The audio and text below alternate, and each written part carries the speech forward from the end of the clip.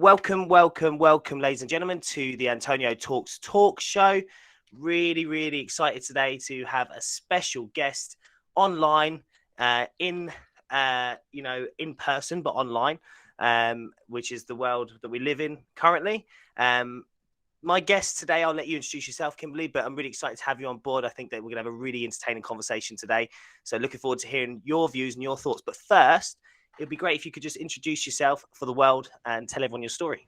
Yeah. Hi, everyone. My name is Kim Haught.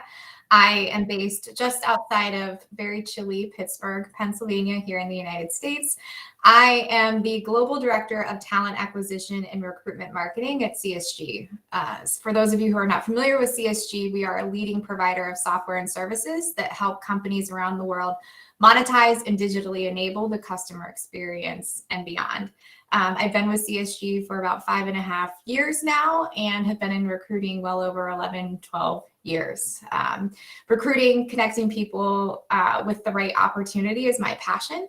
So several years ago, I started a blog called Better Call Kim. I have a YouTube channel. I have a pretty hefty following on LinkedIn that I'm always trying to share content for helping job seekers, helping recruiters, and also just sharing some tidbits of the world that inspire me in hopes that I can help just one person a day. I was going to ask around the Better Call Kim hashtag and what that was and why it's Better Call Kim. Obviously, there was a program Better Call Saul, right? Yes. So actually, looking at your experience, it's a really actually you've had a hefty experience in the recruitment industry, right? In various different roles, which is amazing. So how has, I'd like to open up with this, given that you've had so much experience, how has recruitment changed since you first started and, was a newbie in the world of recruitment to today where you're running talent acquisition and employer branding? Obviously, that's a wide different spread, right? But how has it changed for you? Yeah, it has changed significantly. And I think that everyone has seen that change, and maybe recruiting wasn't for them anymore. So back when I first started, it was constantly cold calling. I worked on the agency side of recruitment. I was basically dealing with rejection all day long, just trying to get anyone to talk to me about the jobs that we had available. It was a lot of in-person networking. So I worked in the Pittsburgh area. I would be attending events. I would be attending meetup groups, just trying to meet people, talk to people, and then cold calling for whatever I could find on LinkedIn or in our database. Recruiting is completely different now. You think about how technology has evolved over the past 10, 15 years to allow us to connect more easily globally, right? And I think the pandemic shifted us all into, well, this is all virtual now. How do we do this? And it's really changed the game of how companies and how recruiters are putting themselves out there in the market. So the whole Better Call Kim thing came from just being able to connect with people on a different level. And so with recruiting, it's not only important to think of yourself as someone that's trying to help fill roles for your company, but how are you a brand ambassador for your company? How are you elevating your employee experience, your company culture? It's so much more than just cold calling day in and day out. It's building a talent attraction model around recruiting that's really setting companies apart nowadays. And that is a really new age thought, I think, when it comes to hiring. And I still feel, though, a lot of the industry are stuck in old ways. There's maybe I'd say, 2 years ago, it was about 20% we're talking about what we're talking about right now. And now it's about 30%. I still do not think we've hit a massive threshold of the majority are now saying, right, we need a talent attraction strategy, right? It's not just about putting a job on a job board and hoping people apply. Yes. So what's caused that shift, and why is this super important now for organizations to think about? Yeah. So, you think about even when I first started in recruiting, especially in the tech space, right? People that have those tech skills are being bombarded with messages and calls. Even now, I mean, I'm hiring recruiters for my team, but in talking to even recruiters now, they're like, my current role, my current environment, my performance is based upon how many LinkedIn messages I send a day. It doesn't matter the quality, it's just how many LinkedIn messages I'm sending a day. And I think that's a productivity mindset that needs to shift for employers and recruitment leaders, is that yes, the odds are better if you send 1,000 messages versus 10, right? But if you're really doing your research and sending 10 quality messages, and those 10 messages are going to people that are already engaged with your employer brand, you're going to get a better response. You're going to find a better connection, right? And I think that it's easier to post a job and just blindly send messages, because then they can control those numbers. But in turn, they're not really getting the results that they need to make an impact on their organization. And do you think it you know, the blanketing of messages, you know, for want of better words, pisses off candidates? Do you think they? Yeah. Yeah. Oh yeah. And so honestly, I have zero technical coding experience, but I have buzzwords on my LinkedIn profile for what my company does. I will get messages, hey, I'm hiring a telecom billing developer role. Are you interested? Well, yes, I have those buzzwords on my profile, but if you actually looked, I'm a recruiter. I have no interest. Yeah, totally. Yeah. Right? So yeah, that's it. And have you seen the Reddit channel? I don't know if you're on Reddit at all, but it's Recruiting Hell, it's called. And it's basically just candidates posting gripes about, you know, recruiters who've messaged them who they're not even relevant for a role or whatever it may be. It's a really interesting place to look, actually. yeah. So when we talk about employer branding, what does that mean to you, Kimberly? Because it means a lot of different things to a lot of different people, right? So what does it mean to you? Yeah, so employer branding has evolved significantly for me in my role, right? I mean, you think about what employer branding was, it sat with communications and marketing teams within organizations. And so we have our sector of recruitment marketing on my team that partners with those folks to make sure, you know, we're on brand, we're legally doing what we can do.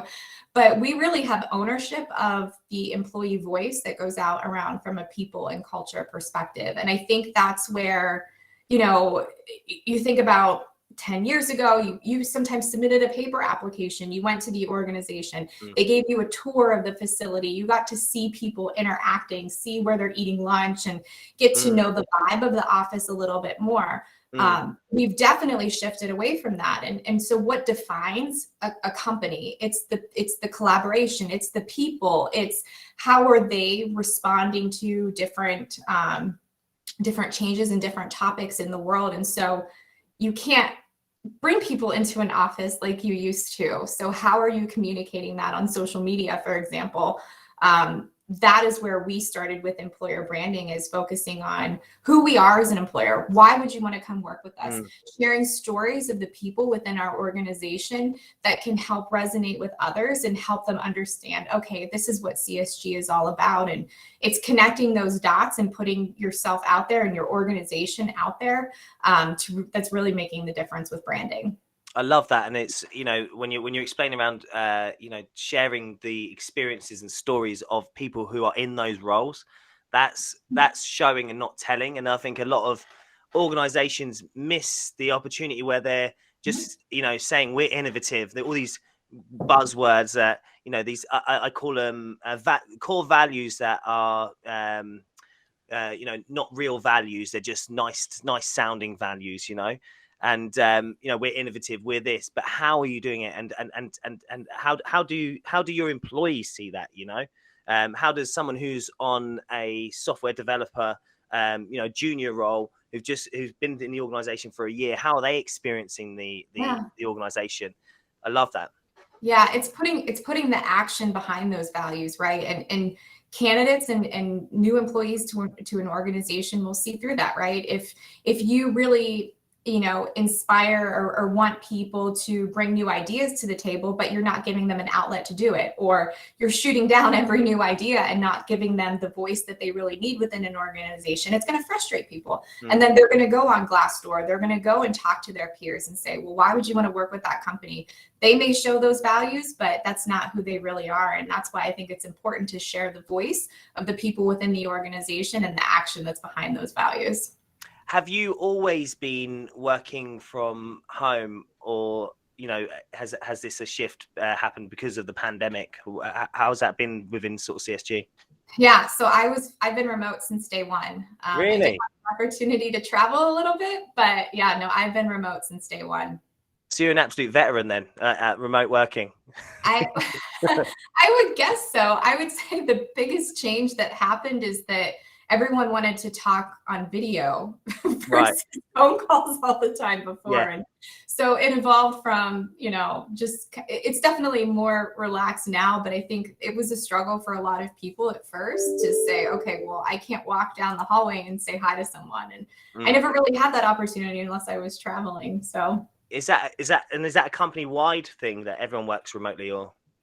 Yeah, so we actually rolled out a flexible first policy here at CSG. We still have office locations, and based upon local restrictions or whatever, people can go into them, and the goal is still to have those work hubs where people can meet, but people have the opportunity to work how they work best. And for us, it's mostly remote. That honestly has been a game changer for recruiting, because now it's, we can hire anywhere as long as someone has the ability to access internet and work remotely. We can make it happen. Yeah, which is absolutely amazing from a talent pool perspective, right? Because, a lot of businesses face the challenge of hiring in a locality. And I was going to ask you this, so do you guys hire across the world? Or is it in US? How does it work? Yeah, we are completely global. So I have a team of about 35 or 36 folks spread in every single region and every single corner of the world. So we do hire anywhere. Amazing. And so what are the different nuances? And actually, do you think there are different nuances? Because previously you'd have had to have, I guess, a cultural understanding of the regions that you're hiring in. And I'm not saying that you don't now, but what I am saying is that I feel like we're moving into an age of digital, which is like, where, software developers, for instance, in India, which I have software developers in India and the Philippines and UK and Ukraine, these people tend to be very similar in terms of values, and hiring them is not, there's not much different nuances I need to take, or my internal team need to take. So do you think there's a shift there, or is it still very true that you need to have a cultural understanding of the regions to effectively hire in those regions? Yeah, so I have team leads in the different regions that are those local experts in understanding how we hire in different countries. Even though the team values may be the same, there's different nuances that do come up, right? I mean, you think about India and the 90-day notice periods and the way the job market is there versus, in the US, there's a lot of states that are just at-will employment states, and someone can walk out the door today and there's no repercussions for that. So it's really understanding those different challenges and how do we solve and navigate them, which I think it's important to have those specific leaders understand in order to get better solutions on how we evolve. And how do you guys work? How have you guys been impacted by the Great Resignation? And I don't know if you don't have to comment on this, it's fine. But the Great Resignation is a thing. I feel like it was being spoken about, a couple of months ago, and now it's sort of we're in the midst of it all. How have you guys been impacted by that? Yeah, I mean, I think every organization has been impacted by that. I mean, the demand for particularly tech talent right now is higher than the supply. I will say that we've seen, obviously impacts from that, but we've also seen a lot of people return to CSG. I think, we're kind of shifting to, people are open and looking towards other opportunities out there in the world. And, I've gotten messages from recruiters too. I mean, money talks, right? I mean, they're sharing, hey, this is what you're getting from a base, bonus, compensation, and trying anything they can do to entice someone to come. But I think the difference is is back to that like talent attraction model, right? What makes a company stand out that you actually do want to go work for them? Money is great in short term, but if companies are overpaying for talent, is that really sustainable? I feel honestly like this great resignation and the way companies are looking at things is a bubble. It's not going to be sustainable going forward. And what's going to really stand out are those organizations that are growing and developing their employees, that have those values that they're putting actions behind and really make people feel comfortable and want to be part of an organization. That's how people are going to stay long term. That's a very interesting point. And you mentioned the bubble there, because I had a guest on last week and he was mentioning around this is a bubble. He was saying, they're chucking money at staff, it's not sustainable at all. So that's very interesting. So obviously we're talking about talent attraction. How can organizations today, if they don't have the resource, they don't have the massive budgets, how can they effectively attract talent against organizations that have the budgets, have the resource, Yeah. Because that's a challenge, right? Oh, for sure. So with CSG, when I first moved into my role, I've always been passionate about talent attraction and recruitment marketing. We didn't have that. And I didn't have a budget to start with. And what you really start with is your people being your brand ambassadors, right? So I started with the recruiting team, started with trying to push that to other folks within the organization as well. It costs nothing for you to post something on LinkedIn. You could post a picture about a team event that you went to and just tag a few folks and say, I'm really proud that we were able to, share this day volunteering, for such and such organization. That costs nothing to do that. And I think that's where sometimes companies feel stuck, is that you have to have some grand strategy, some grand plan, and tons of money to fuel behind it to be successful. We started with nothing. We started with no ability to put dollars behind sponsored posts or anything like that. We were still running our typical recruitment activities on LinkedIn and Glassdoor and whatnot. But as we have evolved, we have seen those metrics on response rates, on applicant rates increase, that now that we are starting to get budget and put some more momentum behind it, we're closely following those metrics to see the results that we get. But you don't have to start with anything other than just a want to be a brand ambassador for your organization. I love that. You seem very much like a self-starter, like just go and do it, just very pragmatic. Let's just go and do it. And I actually agree with that. When I went previous to this, 4 years before running my organization, I worked for Accenture, and we were in office obviously at that time. And there was a booth, a telephone booth, a simple telephone booth, but it was branded, like the telephone boxes of London. Yeah. Uh-huh. And I took a photo of that and then just posted it on LinkedIn. And I was like, oh, this is great. We've got these pods, it got over 1,000 likes, but it was just a telephone booth, right? But that's something as simple as that I didn't think would do anything. I was just interested just to share it. It was great. But the reach that got was absolutely phenomenal. And people love that, because they're seeing inside the culture, inside the business. They're seeing these a telephone pod, which is nothing. It's not even a big thing, but exactly. And that's where some people start and they get discouraged, right? I mean, I could post something and it could resonate with no one, but I could post that thing 3 months later and maybe it has a different impact. My top viewed and liked post was about donuts. And it had, I think, 50,000 likes, and then it ended up at 5.5 million views. Wow. A post about donuts. But it's all about just connecting with your audience and being consistent. That's all it is. And it'll get the results that you want as long as you're consistent. And do you think, so in that regard, do you think people overthink social? Maybe? Yes. Yeah. And I know, because there's an old saying, who is it that said it? I think it was Zig Ziglar or something like that. You don't have to start to be good, but you don't have to be good to start, but you have to start to be good.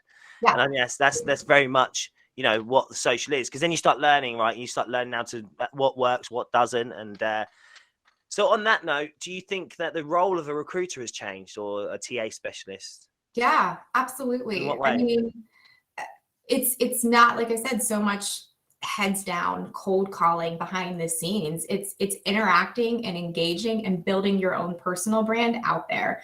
I think that's something just in recruiters that I've talked to over the years struggle with, is that, well, I'm the brand of my company, and you really can't think like that, right? I mean, there's a blur between professional and personal, and the most important thing is just to be authentic, who yourself is. And I think that people do overthink that, and recruiters sometimes, that fear, and not recruiters, but anyone, that fear of failure or putting yourself out there. It's something that I know I struggled with to overcome at first. And it's just, you learn as you go and just accept that and move on. But the role definitely has changed. Yeah, I think there is need for, like, it's like a full stack role now, isn't it? There's need for you to be able to be somewhat good at copywriting, to be somewhat good at marketing, to be somewhat good at sales as well, of course, and then admin, analytics, data. There's a wide gamut of things there. So if it's changed, then how do organizations hire the right recruiters? Because I find actually hiring great recruiters is a challenge as well. Yeah. Because again, recruiters are, I think a term recruiter is like a full stack, and then we can hire sourcers who source, absolutely, screeners who screen, but a recruiter, how do you hire recruiters at the moment, and how can others benefit from your knowledge and expertise in that region? Yeah, I mean, the basic underlying thing, I think, is just finding someone that is agile, right? Like someone that is willing to try new things. As recruiting is going to continue to evolve, we're influenced. Our role is influenced by how the job market is changing, and as it has changed significantly in the past couple of years, we have had to really just constantly do a 180 and shift gears on, okay, well, now we got to try this, or let's try this. And finding someone that's comfortable with that type of environment that can try new things, I think is really what the basis of a good recruiter is going to be. You can teach a lot of those other things, right? Like, how do you source for tech stacks, or, how do you talk to a candidate? It's having that drive, that want to be able to get out of your comfort zone and try new things, I think, is what makes a successful recruiter. And what would you say has been the before we jump into real technological changes, what would you say has been the highlight and the most notable part of your career in TA so far?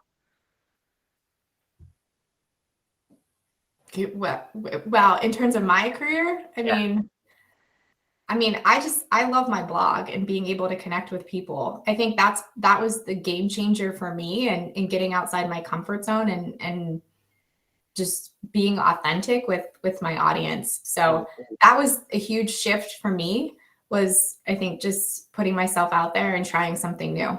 Do you think there's a thing as well around, like, there's maybe too much content in the world at the moment, so how do you differentiate? Because your content's great. So how do you differentiate yourself? And was it a thought process behind it, or was it just, you just did it and saw how it would go?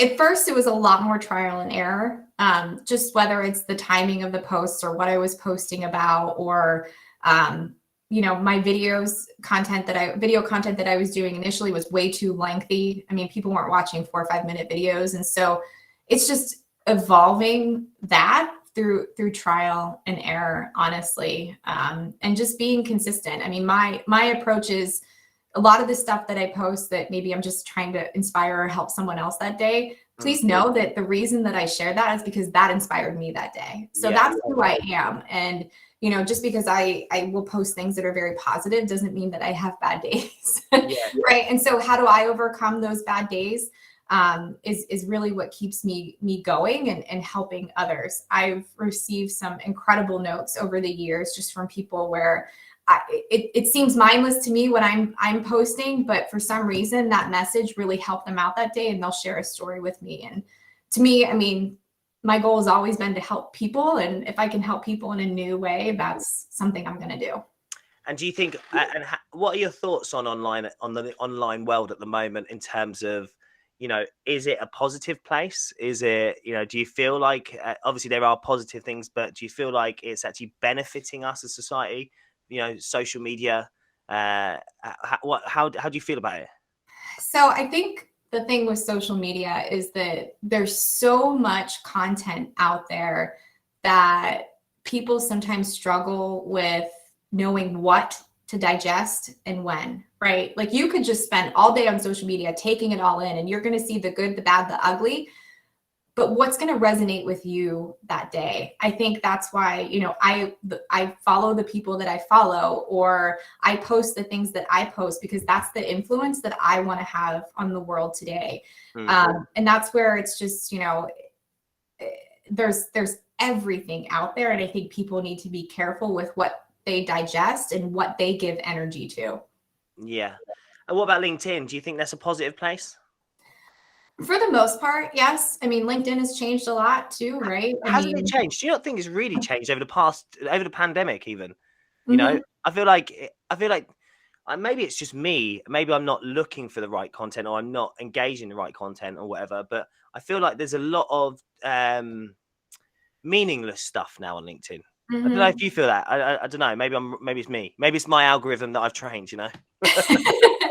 Well, I mean, with LinkedIn, it's become the Facebook for the workplace, right? Like you could scroll all day on Facebook at your job, and if that's not part of your job duties, you're wasting time. But if you're doing the same thing on LinkedIn, it's okay because you're at work. Right?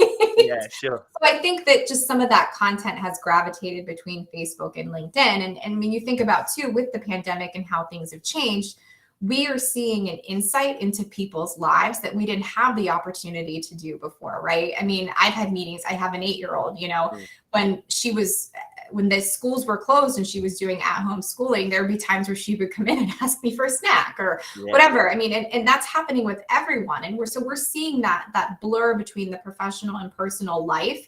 And so I think that, you know, what people think of the world of work is changing. So, I mean, I could see how that would obviously change LinkedIn content. I've seen things where people are sharing more information, you know, about a family accomplishment that they have. And it is maybe creating a little bit more noise, but I think that it's really giving us the opportunity to celebrate the whole person rather than just what professionally defines them.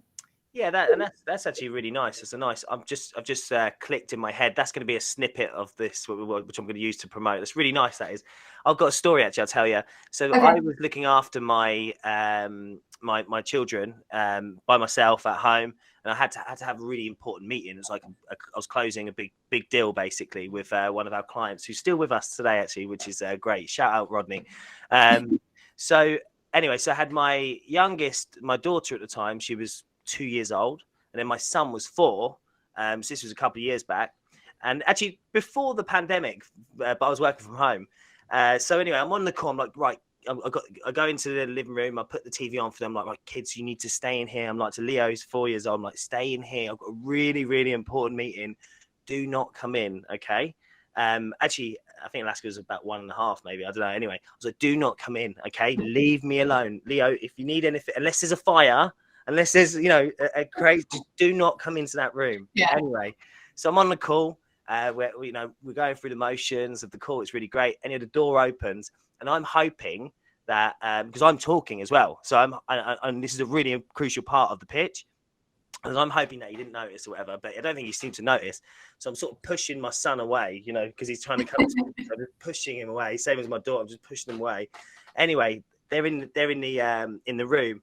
Alaska, she takes off her nappy and she starts peeing on the floor. This is the truth, right? And I'm like, oh my God. I know it's happening. But I can't do anything about it, right? Because and then Leo's like, Daddy, Alaska weed on the floor. Alaska weed on the floor. And Rodney, who was on the call, he just started bursting out laughing. And I think actually that was the reason we won that deal. I think that was the reason we won that account, you know. But that was actually pre-pandemic. But you're right. You know, work from home does have its challenges, but it does give you an insight into people, you know, and into real life, because that's real life, isn't it? You know, exactly. And we all had a real life before that. And I think that's a difference that I've seen is that, you know, I was remote before. I was talking to a lot of people in offices. We still had a lot of people remote as well, but you were much more guarded with what is going on around me. Like I have a dog sleeping at my feet right now, and sometimes she snores and I have to hit the mute button on a call, but it's okay now, right? I mean, it's become more accepting, and it's really built that humanity into how we make more meaningful connections working remote. And that's never going to change. Even if offices start reopening en masse and people are able to go back, you're going to see a much more relaxed environment and get to know people for who they really are. Yeah, love that. And there's a lot of organizations now who are maybe, have gone fully remote and probably going to stay fully remote. Mm-hmm. So as an organization and as someone who's worked fully remote for 5 years, how have you managed to keep employees engaged? Because, and keep employees productive, Yeah. there's this sort of illusion that people are more productive when they're being watched in an office, Yeah. Well, when it comes to productivity, I know personally for myself, when you start working from home, you don't have that commute into an office. You don't have that time where you kind of check in and check out. It's here. I can walk out to my kitchen and I can walk right back in here and start working again. And so it's setting boundaries and finding ways to be more productive during those focus area or those focus times, I should say. But keeping people engaged is just about getting to know people and building relationships, right? It's not all business. I know, for example, my team, like on our Teams channel, we'll just share, a meme or something that just kind of describes our day, or, hey, here's what we did this weekend, just to kind of continue conversations that aren't all business related. And I think that's maybe a struggle that some companies and organizations had when we did go remote is, it's easy to walk down the hallway and just say, oh, I like your sweater, or, hey, did you catch that ball game this weekend? You have to seek out different ways to communicate. And sometimes it takes more effort to get that started, but it's something that I think needs to be built into cultures of organizations is how do we get to know the real people and focus on the well-being of someone versus just work. Yeah, could you imagine actually, maybe 10, 12, 15 years ago, the pandemic hitting and how we would have coped? I mean, nothing would have happened. I don't know how it would have happened. Well, I suppose, humans are agile. We find ways, right? We're quite pragmatic. But you're right. You need to be a bit, when you're in a remote environment, you need to be a bit more active in, checking in on people, right? Just having those conversations. Because it's easy to just, it's easy to just get into a call and just be like, right, let's focus on this. We've just got to get this call done. But, having that start and having that conversation and just, just lightening up a little bit, I think is really important. Exactly. And you're right. If this would have happened 10 years ago, I don't think the results would have been as successful for organizations. You would have seen less organizations just embracing it. Like, hey, we're going to be remote going forward. People would have been desperate to get back into the office just to get some sort of normalcy rather than accepting that this is normal now. And there's ways that we can be successful. And, for how this is going to continue to evolve, I know we've even seen this at CSG is that, we had core teams that worked out of office locations. And now that we can hire that person anywhere in the world, you have teams that are having to become accustomed with working more geographically dispersed, right? And so how do you navigate that? It's not so much anymore, when it comes to global mobility, the people being mobile, but the work is mobile. And how do you navigate that? Yeah. And the hours. I mean, if you think about it, if we are more global, then we have to maybe work a couple of hours here and then have our break there and then work a couple of hours in the evening.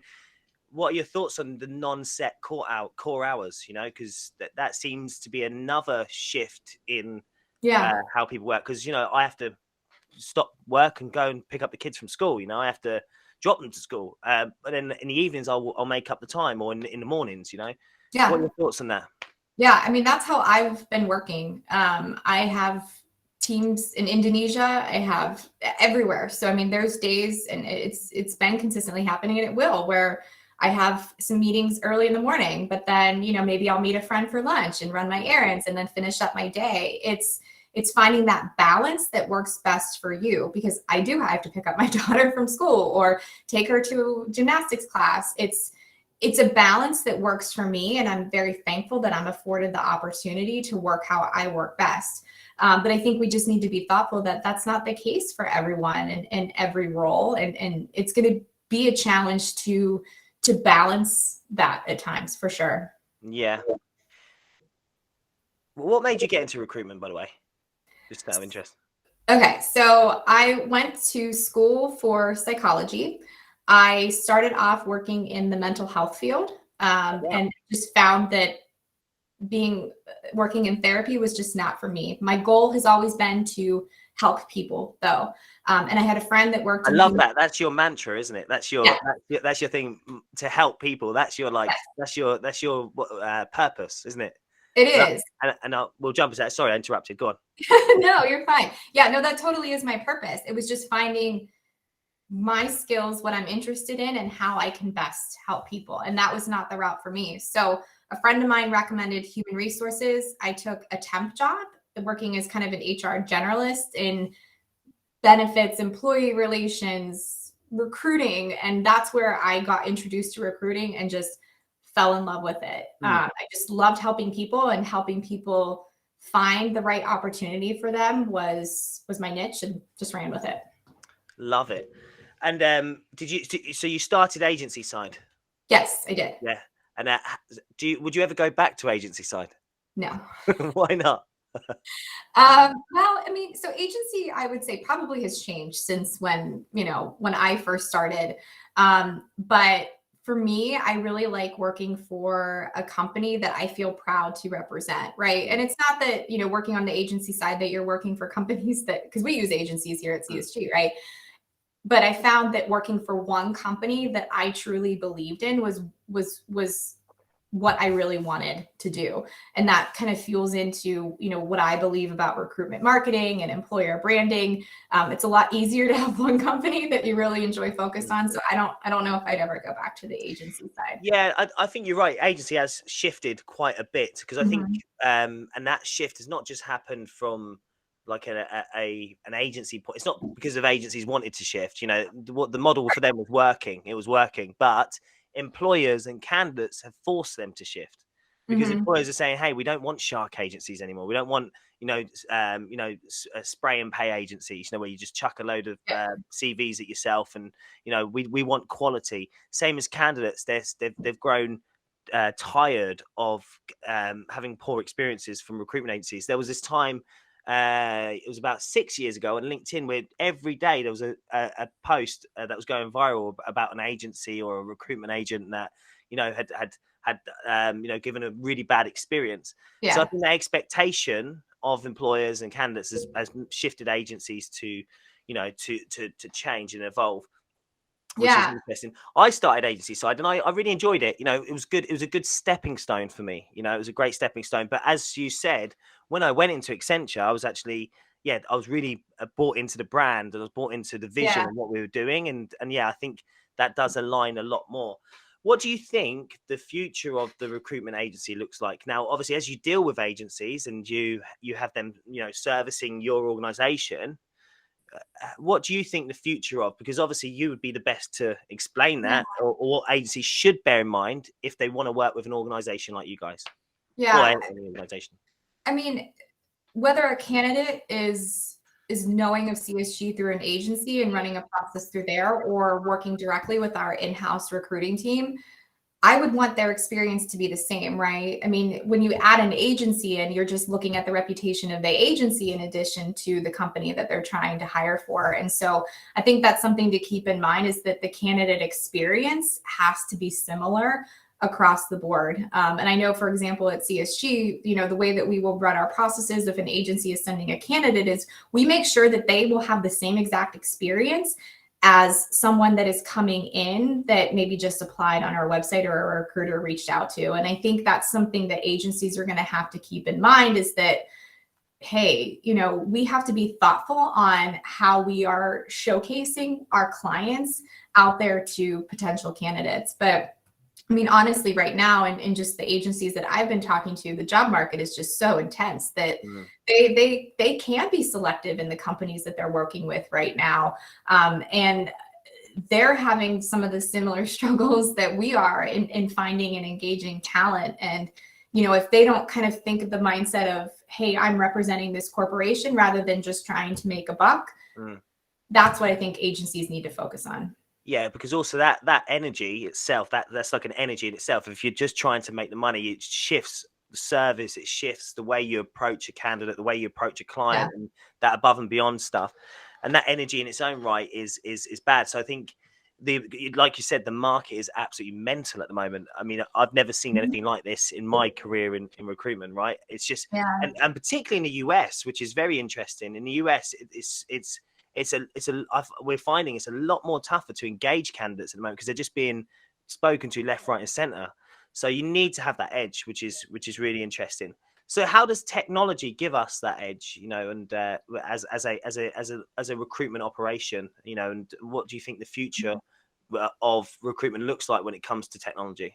Yeah, I mean, it's going to be the tools that you have in place that are elevating the experience for the candidate. So the candidate journey, I think, is going to be critical. We use Phenom People here to basically create a more robust candidate experience on the front end.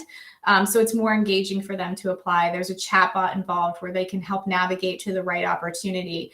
But the recruiter piece of it as well, I mean, it allows us to build efficiencies into our process. It allows us to send campaigns to passive candidates to keep that employer branding, that engagement piece going. You are going to have the right tools in place. And just because you have the tools in place, if recruiters are not engaging with those tools, or you aren't really focused on what is differentiating your organization when you're sending out those campaigns, it's not going to work. So it's using those tools appropriately as well. And so we have a technology which is around unbiased recruiting, right? So it blurs out every identifier of a candidate. And obviously diversity, inclusion, equity, these are really important things in general, and they're buzz and topic words at the moment in the TA space. Yeah. How do you feel organizations can hire more fairly, and Yeah. like I know that's quite a broad question. Actually, I'll leave it at that because it's broad. So I'll hear your answer. Yeah. So, well, the candidate journey and experience should be for the same for everyone, right? So making sure that you have those standards built into your process, whether it's structured interview guides or making sure that, you are removing, identifiers or whatever on a resume and application. But there's so much more to that before and after that part of the process that you need to be successful. So we're in the process of rolling out Data People here, which is a tool that will help us really build more inclusive and robust job descriptions, right? So if you can have your candidate pool, but what are you doing to get that candidate pool that is diverse in the first place, right? So we're going to be looking at the language of the job descriptions, but also look at, who is your organization partnering with as a whole? CSG, we work with women in technology groups, right? So that's, even though recruiting, that is a vested interest that we have, the organization as a whole needs to be doing the right thing to make sure that they are building and enabling a diverse and inclusive culture. After, someone applies and, you can remove those identifiers, but how are your hiring managers interviewed, right? Are they trained to remove as much bias as they can from their process? I know, and I see this at CSG, and everyone will see this everywhere. Interviewing 10, 15, 20 years ago, you think about it, they had a piece of paper in front of them, they're sitting across the table from someone, and they're maybe asking those same questions, like, what are your strengths and weaknesses? Which is, I hate that question. Yeah. Well, what's your long-term career aspirations? Exactly. Where do you see yourself in 5 years? Hopefully on a beach, retired. Yeah, exactly. Yeah, ideally. Why do you want to work here? Because I need a job. Yeah. So that's exactly it. So, recruiters are trained on interviews and how to properly screen, but what are you doing for those hiring managers and the rest of the process there as well? And so I think in order for that to be truly successful, you have to look at the process as a whole versus just what are you doing on the resume piece.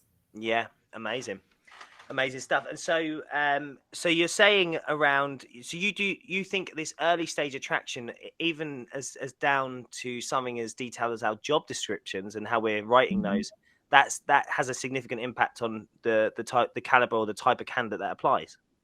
I would say so, right? You think about the tone of the job description, or even cultural aspects to the job description, right? We will showcase in our descriptions different benefits in each region, because what we have available here, it might not be as of interest in another part of the world. So that's something to consider as well. But I think if you're not doing the right thing up front, you are already limiting your candidate pool and the success that you can have around those initiatives.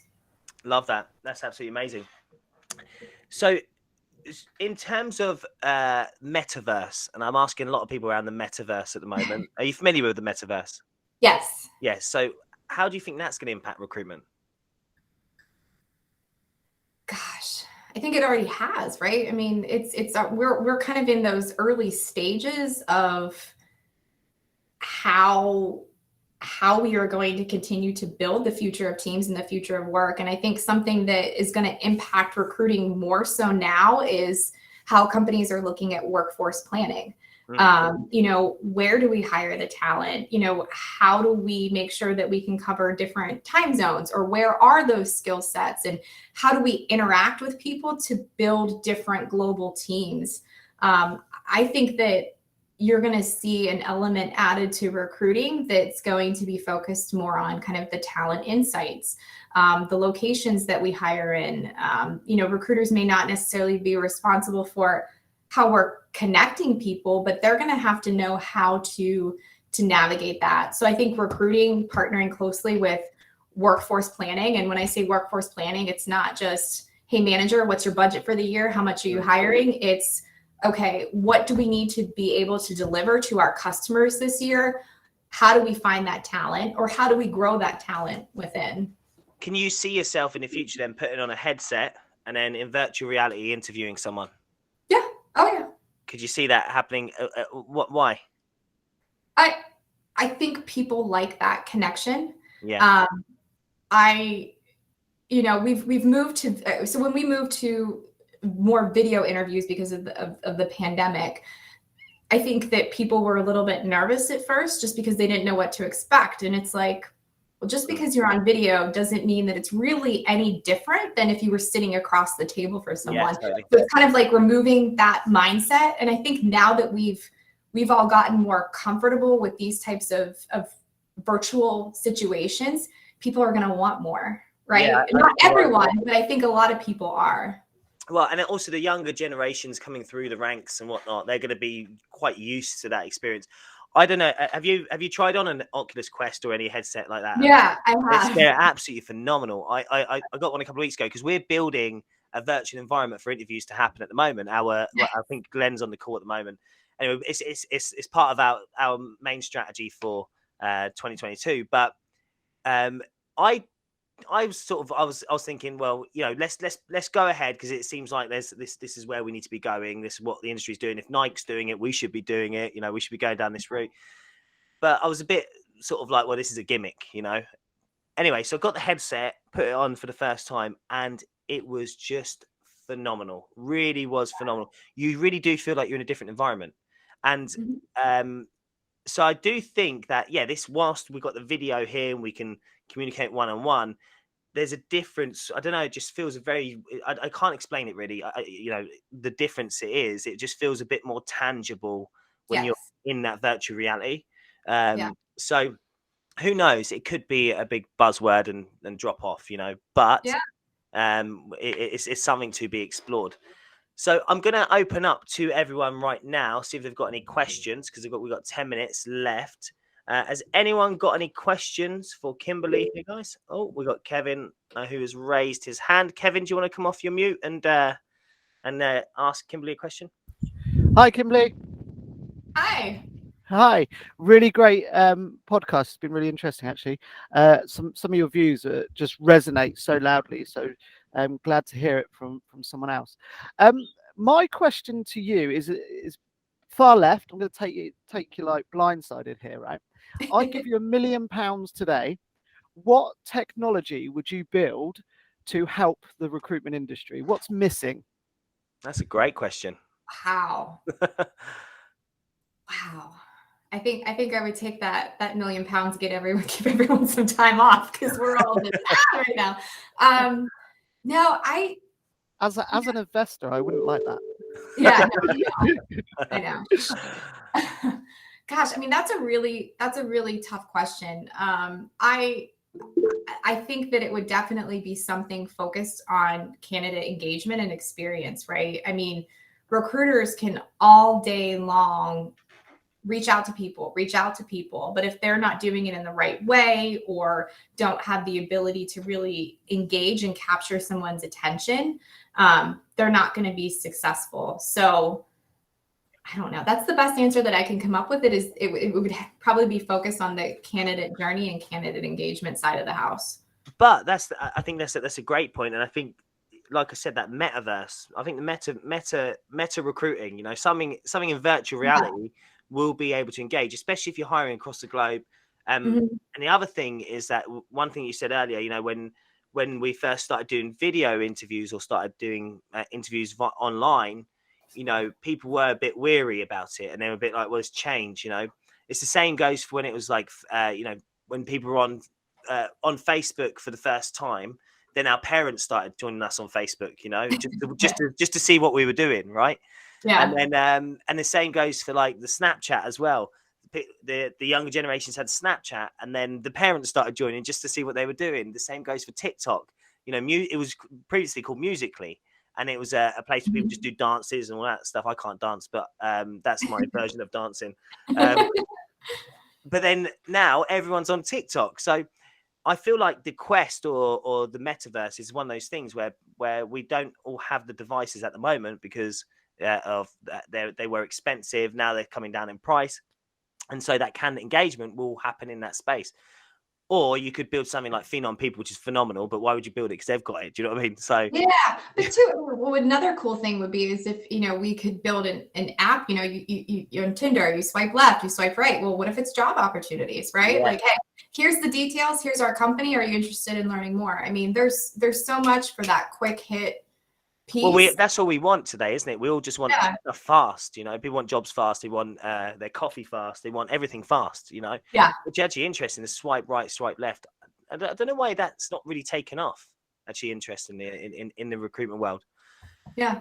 Right, Meg, you've got your hand up, and then Kayla, Justine's got Kayla's got a hand up as well. So Meg, what's your question? Hi, Kimberly. Thanks, Antonio. I actually joined late, so just as I came on, it's just got my brain ticking a little bit. You were talking about obviously the way that obviously companies had to adjust to the pandemic and how everybody is working remotely globally. Obviously, different organisations have adapted to that. Some have adapted better than others. I mean, I'm thinking back sort of 5-6 years ago, I was working for a global company. We were regularly doing video calling anyway, but there's still those hubs in like core cities across the globe, and there is still a lot of international travel. Obviously, that's not happening at the moment.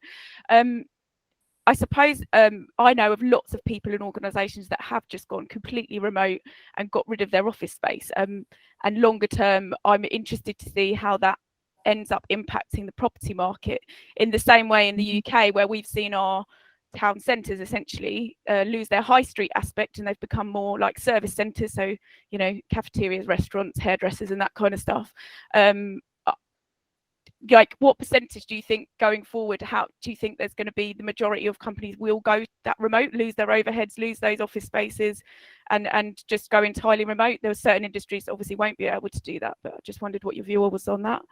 Yeah, I definitely think you're going to continue to see more and more companies go remote, but I think what you're going to see is a shift or a bigger focus on kind of like the WeWork type spaces, the shared workspaces, because there are people that just preferred or want to have human interaction. And so just because you're in a WeWork space and, you know, not everyone may be working for the same organization, walking down the hallway and maybe building relationships with other people or dropping in, you know, whenever you just, you know, feel like you need to get out of the house and work in a different type of environment. I think you're going to see a shift more towards that, and companies giving people the opportunity to work how they work best. I mean, that's why, I mean, CSG, for example, we focused on the flexible first, right? And for the majority of people, they want to be remote. But for those that prefer a different type of environment, how do we make sure that we're helping them work how they work best? And so I think you're just going to see that continue to evolve, but companies absolutely are probably going to be focused more remote and look at how they can build out teams in a different way. Great, thank you. That's really interesting. Thank you. Amazing. Thank you, Kim. And we have Justine or Kayla on the call who's raised a hand as well. Kayla? Yeah. Hi, Kim. How are Hi. you? Good. How are you? Yeah, doing great. I really liked what you said, wherein you've mentioned that consistency is how you create your connections, right? So, as someone who has been in this industry for quite some time, what do you think is, or how do you measure the success of a company's talent acquisition? Do you have a model where you could actually share with us for us to be effective in this industry that we're in? Are you referring to kind of using the branding piece or just, a successful talent acquisition team as a whole? Yeah, as a whole. As a whole? Yeah. I mean, there are certain metrics and goals that you can track. I'm not a fan of we need to achieve X. It's how do we improve that score? So percentage increase or decrease, for example, on time to offer, right? How do we lower our time to offer and look at our processes and where that can make an impact? The success of the team, I mean, just depends on what everyone's role is and how they feel comfortable in their role. Looking at different things around productivity, the hiring manager, the candidate experience. We do surveys on both ends and track those scores to see how are we doing? How did that candidate feel, 90 days after they joined the organization? Did they feel it's a good fit? And did the hiring manager feel that that's a good fit as well? So it's really just kind of looking at those overall impacts, to your hiring metrics, but also keeping in tune with challenges that come up with the team all along the way.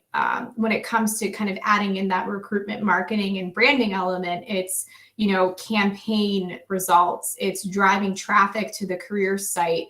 What is our Glassdoor ratings and reviews? What areas do we need to target there? So it's a lot of different pieces of the puzzle that I think determine success, and rather than just maybe the old data points that we used to look at. And I know there's companies still like, did you send out your 100 LinkedIn messages this week? If not, it wasn't a good week for you. So hopefully that answers your question.